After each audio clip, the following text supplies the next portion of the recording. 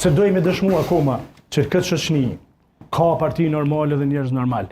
Nuk mundemi ne me hyrë në vorbullin e lojnave politike meskine që të mosbesimit absolut ndaj njëri tjetrit. Kemi nevojë për tjetër gjë, kemi nevojë me u bë bashkë gjithë, ama me u bë bashkë me sinqeritetin më të madh për interesin e vendit, sepse unë mendoj që Kosova është në një situatë delikate. Drejtoni pyetje shkurt, lutem, a duhet me ndryshuar qendrim LDK-ja pas 28 dhjetorit në raport me ish partitë opozitare? Mos me refuzu mundësinë një qeverie të ish opozitës. LDK-ja nuk e ka refuzuar, E ka refuzuar. Edhe ka luar po.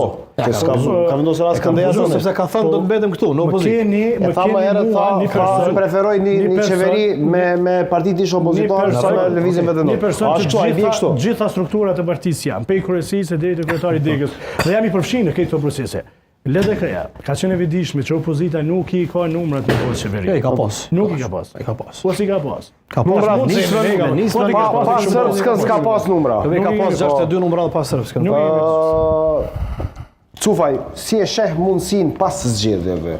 A sheh gjitha opsionet e hapura që të bashkëpunojnë njëra me tjetrën? Ju keni debatu tër vitin edhe nuk do të ishte ndoshta nga ana ime shumë e duhur tash të futem në Jo, në kuptimin e shet si mundësi. E përmendit CDU-n, AFD-n, mund të hymë në ato tema, po unë...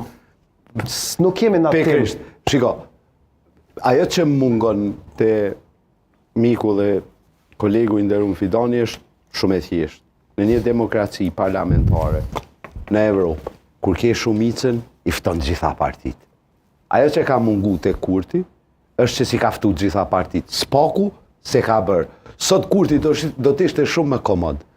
Zdo t'i drejtoj Zoti Gashi si kandidat i listës, përkatësisht koalicionit vendosja lista, po do të drejtoj gjithë. Ty shpion Rosë dhe i Dumës, vazhdimisht. Më falë, unë e mendoj që do duhet bëhet në Austri, bëhet në Gjermani, bëhet gjithandej. Debati ma në Gjermani është nëse do ngjajnë do njëherë që CDU-ja do t'a pyesa AFD-n, sikurse në Austri që ndërkohë ka ngjajë. I lem ato tema. Për mua e rëndësishme është që shenjat e para janë pozitive të gjithë spektri politik. Na e kanë lënë të hapura mundësi.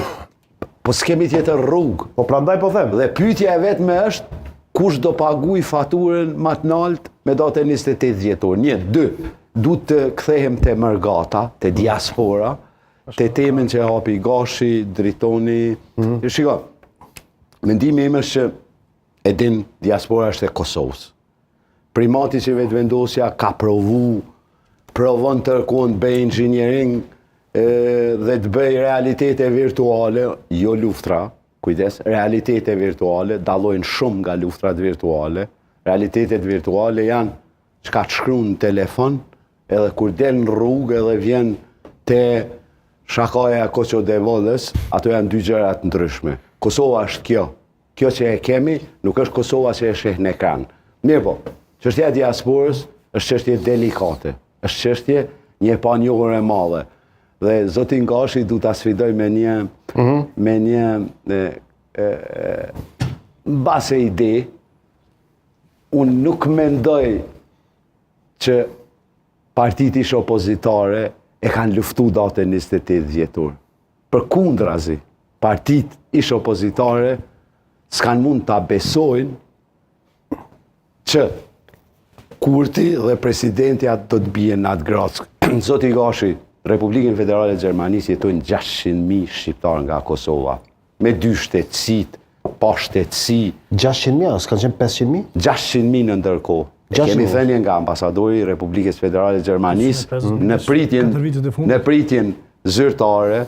2 vitet e fundit na kanë dalë 250.000. Jo, në Gjermani jo 250.000. I kemi 600.000. Në Zvicër i kemi 300.000, në Austri rreth 100.000. Vetëm në kështu që është një numër shumë i madh. Deri tash nga diaspora me post dhe në ambasada kanë votuar diku 80.000, nëse s'ka bëj në vitin 2021.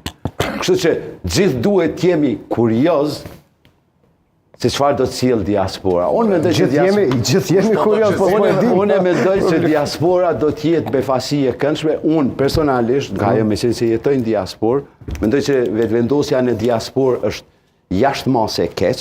Unë mendoj që lista Guxo ka punu në diasporë, lista Guxo ka punu, Ka njerëz.